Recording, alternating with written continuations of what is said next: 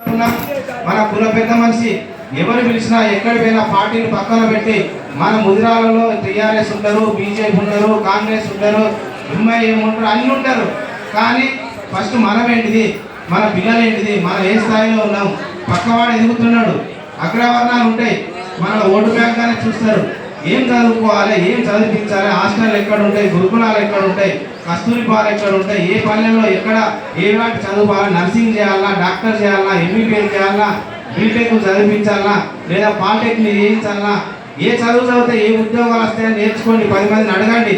మన దాంట్లో చదువుకున్న వాళ్ళు చాలా మంది ఉంటారు. బాల్య వివాహాలే చేస్తారు, వాళ్ళకు పెళ్లి కాగానే చేస్తారు. మా భార్యను ఇంప్లిమెంట్ అయిపోగానే ఆమె టీటీ చేయించిన, బీఈడి చేయించిన, పీఈ చేయించిన, ఇప్పుడు లాయర్గా చేస్తాను ఆమె. అంటే నాకు చదువులో తెలుసు కాబట్టి మన ముద్రాలకు ఎక్కడ సమస్య వచ్చినా, చెరువు సమస్య వచ్చినా, గెట్టు సమస్య వచ్చినా, ఏ సమస్య వచ్చినా మా భార్య ఆమె వాదించడానికి సిద్ధంగా ఉంటుంది. ఫ్రీగానే. మొన్ననే వారం రోజులైతే లా కంప్లీట్ అయ్యి.